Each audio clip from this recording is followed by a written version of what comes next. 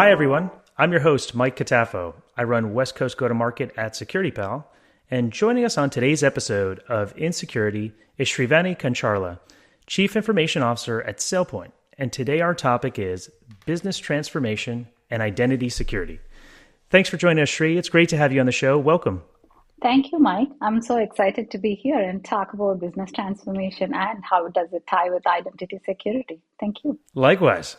Before we get into the topic of the day, would love to hear your story about how you became the CIO at SailPoint. Mike, I think for me, I started my journey into tech industry 20 years back. So I wanted to give a little background around from my childhood is like I am a math major and math passionate person.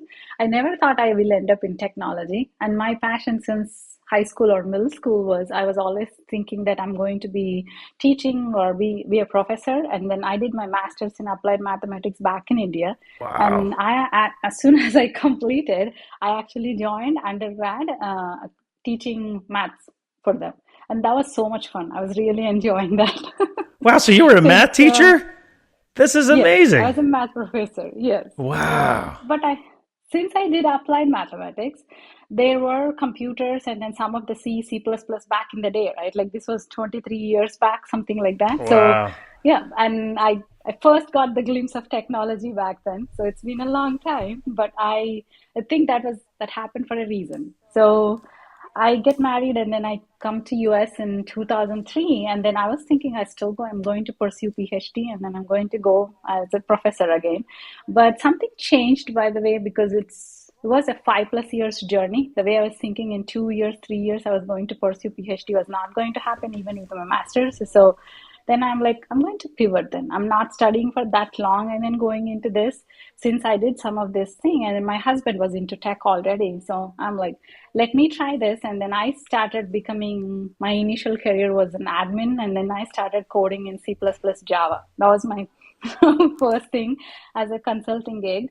But I think Wow. I immediately Mike pivoted towards business analyst role. The reason why I really liked more than coding and administration to business analyst was for me, I always wanted to understand what are we solving through technology. Yeah, there are so many other technologies back then. I don't think we had this many SaaS, cloud, and nothing was there, right? But still the coding also, why are we doing this? So understanding the business problem and then really solving the business requirements tied the picture for me.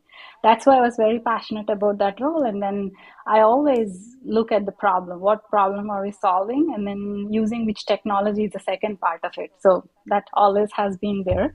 I think since technology was very interesting for me, so I started moving into manager and leadership roles into different companies. I think initial part of my career, I was into big companies and then learned large business processes and enterprises how they did, like Google's, NetApp, and all of those things.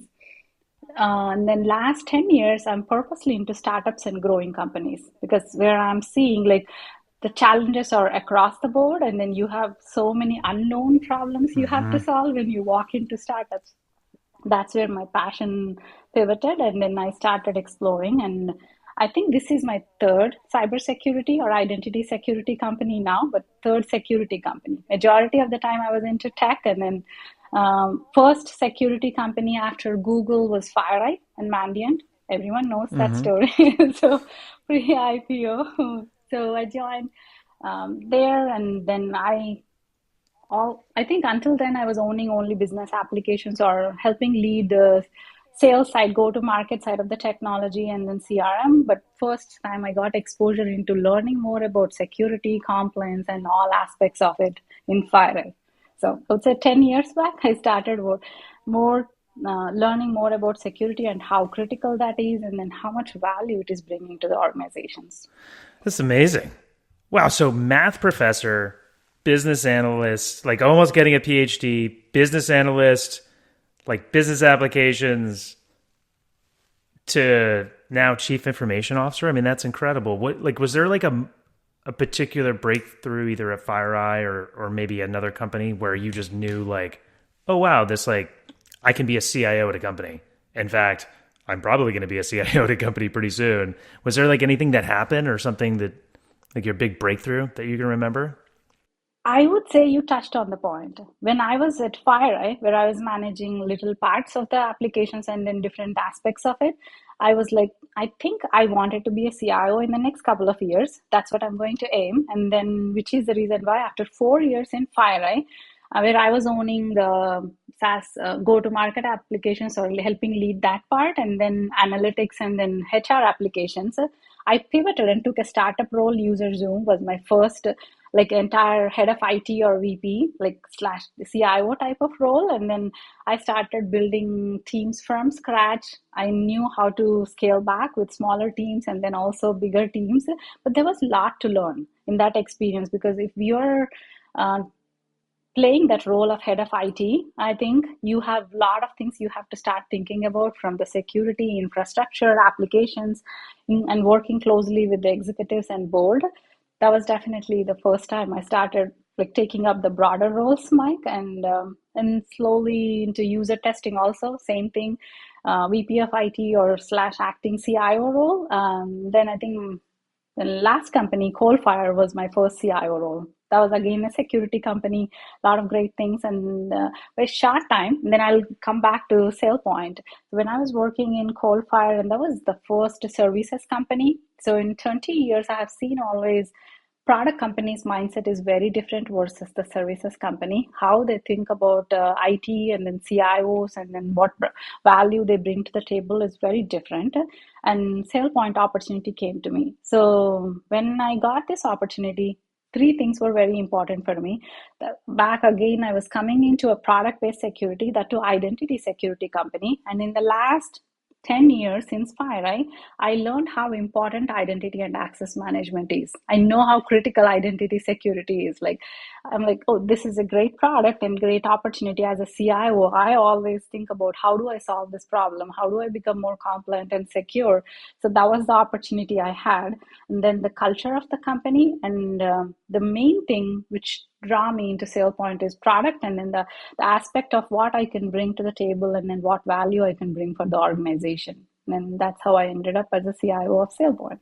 Wow. Congrats. I mean, what an amazing journey and incredible accomplishment. And like, anybody out there who's a math professor that's like thinking they may want to get into tech, they're probably going to reach out to you after they hear this if they're listening, because that's incredible. What are some of the I know you mentioned earlier, like, what are some of the things that you picked up on the differences between like a services business and a product business? Like the differences in like maybe what a CIO does or doesn't do like day in and day out. It sounds like you obviously gravitate more towards product led businesses, but just kind of curious that kind of caught my ear. No, I think my good point. So it's definitely different perspective. It's also not maybe every CIO believes in this, but what I have seen in the product-based versus the services industry, their mindset is all about delivery and then utilization. How do they drive more utilization? And that's the main focus for them. Mm-hmm. And so as a CIO, when you are in product-based companies, and majority of my career I worked in product-based company, there is a lot more you can relate with what you're deploying to the customers, and then how can you take that and then also make sure your employee experience and customer experience is elevated. So for me, what how I look at anything when we are doing and working on any project or initiative is end goal is like how are we enabling our internal employees with minimal employee experience compromise. We are always thinking about keeping that in place. And then end of the day, I think customer experience is critical for every team. You can take about sales team, marketing team, engineering, product or finance teams or operations teams. Everyone, when they are working with the customer, they're using either the technology or infrastructure or network or security, any aspect or laptops, you name it, right? Mm-hmm. And IT is managing all of those internal aspects of it. So how are you always thinking about elevating the employee experience? That's top of our mind. And I think even services company has some of these things, but product-based companies, you get to always see like how are we changing the landscape for helping our customers, and then what new features and then new things we are releasing, and tie that back to internal applications and then internal technology. So that's always cool to me. So I love I'm it. like, I belong here. I could tell. It's amazing.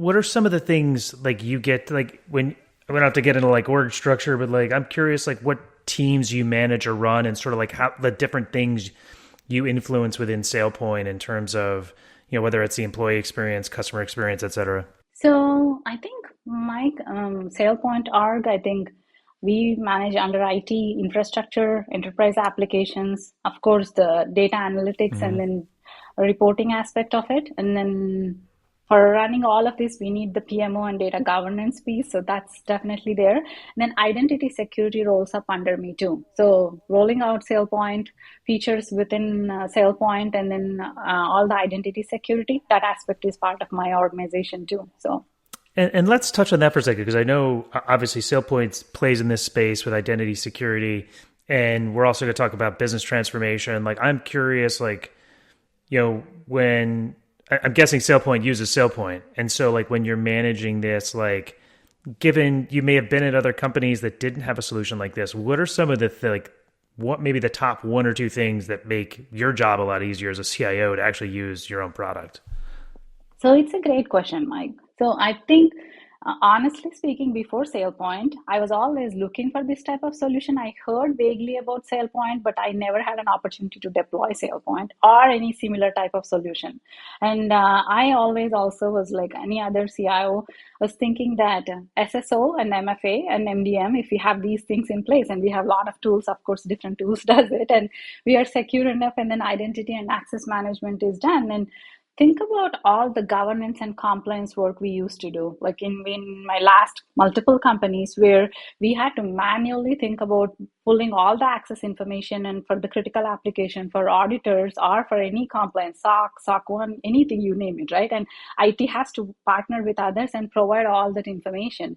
So that's a major aspect of identity security, SailPoint platform, where you first have to establish that. But once you have done that, all that compliance work is automated through our platform, and you can manage hundreds and millions of identities through SailPoint. There is automation, AI capabilities, all of that we can take advantage of. And when I saw this, I'm like, oh my God, what we were missing a lot Wow. in my other places. Yeah. And so are you able to track like in terms of when you say identity security, like is it tracking when folks are logging into various applications? Is it tracking like the types of like data that's coming back and forth in those applications or a combination of the two, or how's it work? So it's actually tracking all the accesses, right? Like even if you take about NERM, also we acquired Sexata, so non-employee access management. Now with AI, bots and that type of identities also is important. Service accounts and then privileged access. So not just employees and contractors, but also the bots and machine identities, all of that can be managed through SailPoint. So we can monitor all the accesses and then multiple identities. And any small size of organization these days has 100 SaaS applications. You Oh yeah. don't even know what type of access each application the users can have. And then the identities like when you join the company, when you leave the company, and then there is movers, joiners, leavers, and movers concept, as you know, Mike, and Yep. you have to manage all of that. And then SailPoint has much more robust functionality around how do you manage your roles, accesses, and all of that. So certainly, it's like a big, huge win for us. I love it. And let's pivot over to business transformation and then try to tie these two together because I imagine there's organizations out there that are maybe they have SSO, maybe they have some like MFA built into whether it's their SSO provider or through I don't know through some of like the classic whether they're logging in with Gmail or Outlook or whatever. Um, what are some of the orgs out there that are going through business transformation? Like, what are some of the key components of that at least you're seeing in the enterprise? Whether we're talking about government doing this or we're talking about large commercial organizations doing this, like what are some of the key things that they're investing in when it comes to business transformation? So I think, Mike, I'm not sure how many organizations are investing in this thing, and then how many orgs are actually doing this manually. Because I did a lot of this manually before when we did the business transformation. So I wanted to talk about the business transformation, especially around lead to cash or code to cash, because any CIO who is joining a new role or going in working in a company, they actually start doing one of this exercise. the reason why they do code to cash transformation or lead to cash is like go to market organizations evolve a lot quickly to help the customers, right? And then not just part of that, the other aspect of it, I think uh, I can relate is like either the organization is scaling to the next level. So you have to really think about how are you quoting and pricing. That part has to be evolved and then change. And you probably heard SKU rationalization exercise. People go Mm-hmm. crazy about that. So that involves too. And the ERPs or the CRMs you put in place, less of CRM, but the coding and those ERP tools, organization scale to the next $1 billion value, or it's scaled to a level that the current tools are not going to work, so you're revamping and you're rebooting. The other aspect of it is usage-based pricing, subscription-based pricing, and there are so many new pricing models they deploy. Then also you have to go and do this exercise, which is the reason why a lot of CIOs are doing this. But when you are doing this business transformation, couple of things are very important. Either you are acquiring, a lot of times we are acquiring new tools or we are revamping the existing tools. When you do that, as I talked before, we are working on SOX compliance or any type of compliance efforts within within the organization. Now, if either you're private or public, compliance is a big aspect every org has to Yeah. go through. And if you don't, and these are all financial critical applications and sales critical applications. So you have to have how are you managing the accesses, who has what type of access within these applications, all of that. If you don't have a tool like this or identity security in mind, you are definitely doing all of this manually through some type of ticketing process, and then people are going manually and tapping on each department and then collecting that evidence and putting in a place and then sending it to the compliance team, which is like a lot of manual process. You can only imagine. Oh, yeah. Especially when you've got, let's say, 20,000 employees to pick a round number and trying to figure out who gets access to what, especially when you're rolling out new tools and technology. What, like, I guess if an organization's going through something like this, and it sounds like the manual is doing it one way, like are there other ways between manual and SailPoint or some other solution that's like identity security specific that can like tie this together for CIOs going through something like this right now? So yeah, no, certainly we have to think about like I won't say there is one robust tool which is actually doing this as a solution, and CIOs have to definitely. So let me touch a little bit around the other aspects too. So data protection and policy is very important too when you're doing these projects. And how do you enhance how are you not compromising the customer trust? Customer data will be there, Mm-hmm. PII information is there, all of this is there too, right? Not just the compliance information. So you have to make sure from the security aspect, how are you securing this data, and then how are you maintaining this data too. But while doing business transformation, why I'm saying this is critical is like a lot of things are changing. And then to your example, 20,000 employee companies and then 100,000 employee companies, as the number of employees go, the I would say the complexity increases, and then the number of ways how you are doing this, Mike, that all of that actually shifts. So as a CIOs, then you have to think about how are you first of all doing the SSO and then MFA process, which I was saying, but then also the other aspect of it is how are you streamlining the processes and then the compliance needs plus data Mm-hmm. security, data, all of those aspects you have to think about too, right? So I won't say there is one tool solving all these problems, but definitely some of these solutions, which I kind of mentioned, is elevating it. What is like? What do you think is the main driver behind like an organization, like an executive team or board sitting down saying, "Okay, it's time. Like, it's time. We have to, fill in the blank, business transformation, or hey, we need to completely revamp this." Like, are there specific things that come up at the executive level that trigger that? So I think I kind of touched, but I wanted to say is like it's again CIOs have to really work with the business, and like Mm-hmm. IT leaders have to work with the business leaders, and build a story. And when we say the business transformation for the board or the executives to make the decision, why are we doing this transformation, and then what business problem are we trying to solve, Mike. That's actually very important. When I go into, and then this is from last 4 organizations, I'm doing the somewhat similar type of transformation, and everywhere I think I work closely with this, including from the CEO. So even in SailPoint, when initially I came in here, I think they were looking to do this type of transformation for last 3 to 4 years, but they never actually, it never got prioritized and they never could do it. And then now we are actually in the midst of it, and later this year we are deploying the business transformation. The reason for that, I think, is they have to understand what are the big challenges run into this, what type of tools is the last part of it. What business processes are we trying to evolve, and what business challenges are going to be eliminated after we do this transformation? If you can create that story and then talk to the board and then also with the executives, and plus from the get-go, I think you have to bring the business into this transformation exercises. I have seen certain percentage of the CIOs don't understand this is not an IT project. So when I came to SailPoint, I said, this is not a technology project. This is a business transformation. This is not a digital transformation, because there is processes and things have to be standardized. And then technology is the last piece of it, which is going to automate. Whichever tool we are picking, that's something I can help evaluate, and then I can propose that. But we have to evolve as a business first, and then make some really good strategic decisions on the standardization. Then I think the automation will come in. So it's a business transformation.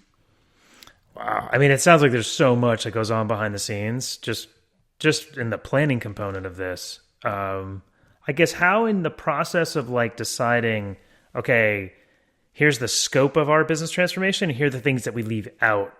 How's that decided?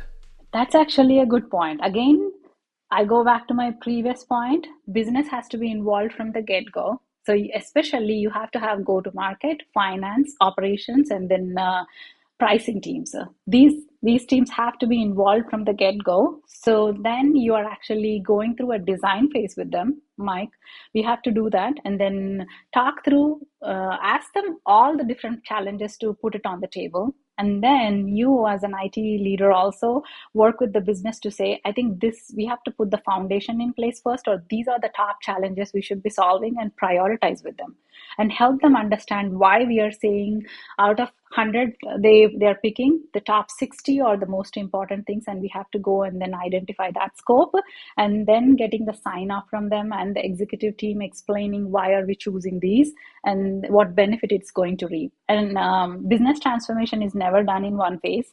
Always you roll out the first major phase, and there will be maintenance of doing the phase 2, phase 3 of it. That's when in 2 years time frame it's going to stabilize. If you're doing it in 1 year, and that's definitely a fast-paced transformation, I would say, Mike. And it easily takes another year to stabilize and make sure some of the additional capabilities you are giving to the business while they're leveraging the new functionality which you gave them. Yeah, I've never heard anybody do it in a year. Especially, I imagine most orgs that are sitting around planning these are of a size where, like you said, it may take a year just to get to the starting line, and another year to get through implementation, and another year to stabilize and actually see like, okay, what feedback are we getting from the organization? What are, when we're measuring success, what does that actually look like? And start to actually, tinker with whatever, processes have been implemented over the last couple of years. Who's the project lead for these? I'm just random question, curious. Like, does a consultant organization usually parachute in to help sort of project manage or lead these, or is it usually somebody internal who's like the project lead in terms of like driving everything, coordinating everything on something like this? So I think, Mike, in my experience, after doing this multiple times, and again, every time I learn my own lessons and then I bring them to the next organization too, right? So where we go wrong is, I think, is like by centralizing the project management piece and then having that in the technology team. But we have to have product owners working in each business, which is why I'm saying bring them into this whole transformation from the get-go. That's when I think it will be successful. The reason why the PMO should be centralized and then driven by IT is like, end of the day, you are actually not just automating, but you're driving this project. You're in the driver's seat, but you need like leaders from each department who are making decisions on time. And then this is a big journey, right? You have to map it out, and then you have to see, and then there are SI partners, and then you work with vendors who actually do the implementation too as part of this. So you're working with all the different players, but one person has to be in the driver's seat and lead it end to end. You're planning with them, you're also identifying where the risks are, and you're also projecting proactively, like, okay, this is where I think we might run into risk, and then this is what we have to be thinking. So all of that has to be done by one team, and I think that central team is IT. And then, so the person that runs this for your team, for SailPoint, is on your team? Yeah. Oh, nice. Okay. What, like, you mentioned this, or you touched on this earlier about like they sound like it'd be like a bucket of like, regardless of what kind of organization you're in, or, whether you're going to go through some type of business transformation, there's like a bucket of must-haves that like you have to like bundle in. Things like identity security, things like compliance have to be part of this. Things like data security have to be like, just like must-haves. Like when you think of that must-have bucket, what are some of the things in there, as a CIO you think about? So I think definitely data security. I was saying already, and then process improvements you have to keep in mind. Identity security is very important because access management, compliance, all of that definitely comes into picture. And then I think you have to also think about compliance and regulatory requirements is also there. What was the last aspect? I think change management. That's another big aspect when you're driving the business transformation. Yeah. And in the change management component of this, I mean, it's got to be tricky depending on how complex the business transformation is. Like, I imagine there's a spectrum of like, we're going to implement a new CRM, which may touch, 70% of users or employees of the company. And then the other end of the spectrum is we've got a dozen different new tools or technology that we're implementing in parallel, perhaps, that some of which are going to be integrated with each other and like need to be able to talk to one another. And then there's going to be like user adoption and variety of levels across the organization. So how do you I guess when you think of like change management, what are some of the key pillars that you've seen in your experience too of like, okay, here are the things you got to get right from a change management perspective to actually get the most out of the transformation? So I think in the change management, training enablement is the big aspect of it. And then I think and bringing them into, of course, the testing and then UAT cycle, that's another piece of it. But I think the big aspects in change management is like communication, like giving them constant communication and keeping the business in the loop of what's coming and then what's changing. And in the enablement and training piece, Mike, too, is like keeping multiple avenues. When you're thinking about training, and especially code to cash touches sales team, majority of the sales team actually gets impacted with this project because you're changing their quoting process, their CRM and all of that, and then even in the finance team. But sales team, when you're touching them, we all know they like to have less interaction with the technology, more time with the customers, and that's how they have to be. So there is no question about it. But how do you make the user experience very simple and then show more impact to them? That has to be in the mindset and the change management aspect of it. And then you're thinking of multiple avenues. Like you have to plan with the sales enablement team. How are you training? And then different geo-based, but also what type of training materials you're also keeping available. Are you planning for hypercare mode and an additional support from the IT team and from the business and revenue operations teams? So you have to think of 3 to 4 different aspects of training too. Not just one is going to work for the sales team. And then the communication piece is like keeping all teams in the communication to the individual contributors, but also at the leadership level, and then also board and then executive team level, giving them what is the right amount of information. Sometimes I feel like over communication is better in these type of projects than actually feeling like, oh, maybe I'm sending more content. And I push my leadership team to like, let's communicate more because maybe we are missing something and then which we'll catch earlier in this project instead of waiting till the late. No, totally. I feel like in life in general, over communicating is probably better than the other way around.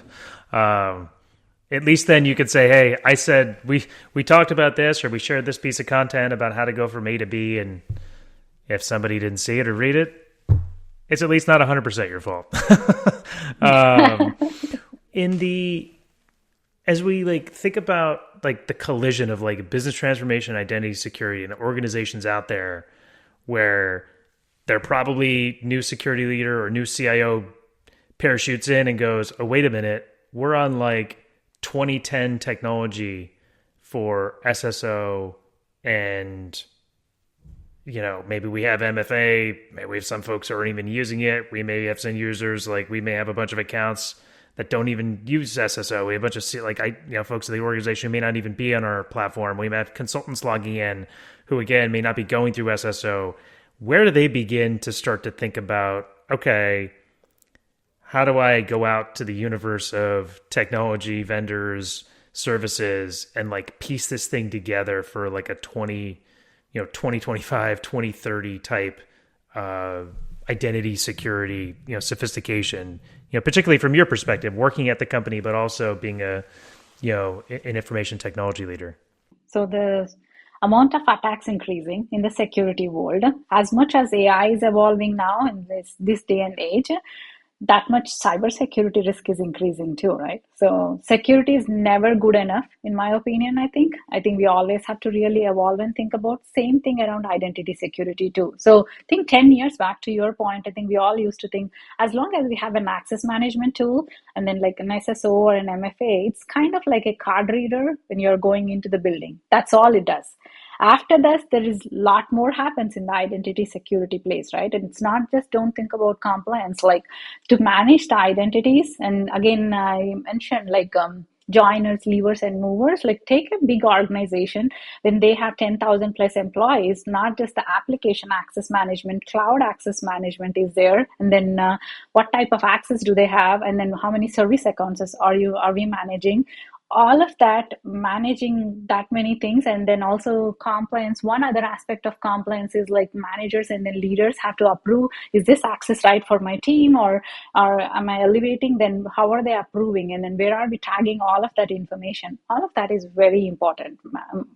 So how the CIOs and CISOs are thinking about solving this problem in this world is very important, I think, when you're considering security. And talking about the tools, the last part you were saying, I think depending on the size of the company, I would say if you have more number of employees and then the complexity you're trying to solve, you definitely have to go for the robust solution like SailPoint which has all type of complexities. Like we have data access security, we also have non-employee management, the bot security. We also, so all of those aspects we have deployed as part of SailPoint, and we were thinking about this for a while. I think 7+ years or 8 years we have been using AI and machine learning too. A lot of companies are coming up with that in 2 years, but SailPoint has that AI capabilities for years, and we embedded that into how do we model access. And then if you can integrate, and a lot of connectors available too for the applications you have. So once you implement this solution, then I think it starts automatically presenting to the new employees that this access actually relates. You can go and assign this type of access. So access modeling is something we actually developed through AI. Interesting. Wow. So 7 or 8 years ago was like, I'm curious, like who at the company started like thinking, okay, AI is going to be a big part of needs to be a big part of this world. And what an amazing insight, first of all. But I'm curious. So it sounds like AI is used specifically around like advanced modeling as it pertains to like, okay, great. Like this particular user actually looks exactly like the type of user who should have this type of access. And if it doesn't, if for whatever reason there's something that's incongruent, like does it flag something? I'm just curious now from like a product perspective. So it flags it if you have different type of access. Once you actually implement the solution, it flags for anomalies. And then also like for a new team member coming up, it actually presents like this is the type of access because this user seems to be in this type of department. So it does a lot of that part of automation. And I think especially for big organizations that becomes very handy. Maybe not in the smaller type of organizations, but in every org, in my opinion, I think that's so valuable. So we were actually using SailPoint product too, but we were not using all capabilities. And then we had some part of standardization. So the week one, I walked into SailPoint. I think our CEO, Mark, who's very passionate and to answer your point, I think the AI capabilities is something I think Mark was thinking, and then back then, product and engineering leaders were also thinking about AI capabilities already. So Mark and then the team started embedding that AI capabilities in almost 7-8 years back. That's incredible. What, like, is there any? I think I just realized I'm like, wow, we went a little over time, which is great because I feel like we could talk about this all day long. I know you can. What, like, is there any stories that you share with customers, or a story about SailPoint or about any of your customers where like it potentially like prevented something or caught something that like otherwise could have just been going on for, in perpetuity in terms of like inappropriate access, or they had like some identity out there that just like I've heard this story before from other security leaders where it's like somebody leaves, they get deprovisioned over here but not over here, and so they've got this seat that just like hangs out in perpetuity, but it's an admin seat for a particular tool that has a lot of sensitive information on it, and like people just forget that it's there. So I'm curious if there's any like great anecdotes or stories about SailPoint, and maybe we can close with that. I feel like that'd be a great way to close our session. So I think I can share one story there. I would say, as you were touching, non-employee access and then the bots and services accounts, which was actually a big thing. We are definitely implementing SailPoint, but we haven't done it across the board.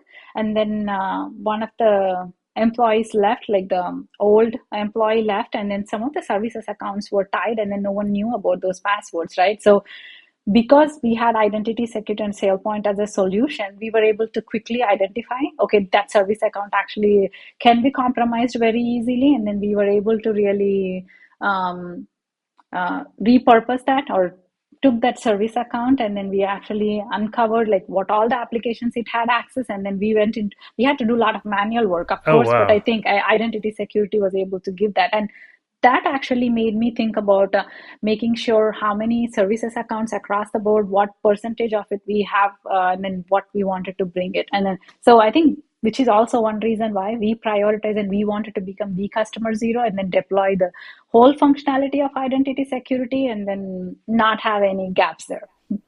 I love it. Well, what's the expression? Drink your own champagne. And I feel like when you have a tool like yours, it's an organization at the size and maturity, it makes a lot of sense. So really cool story. Sree, it's so great to have you on here. Thanks so much for carving out time, especially on Tuesday. If we did this yesterday, I could have had a fun April Fool's joke, but thankfully we missed April Fool's by a day. But thanks again for making the time. Would love to have you back on the show post-transformation to see how everything went. Oh, thank you so much. And I had a pleasure talking with you here and then sharing all of the different experiences. Thank you. Likewise, it was a blast. Thanks, Sree.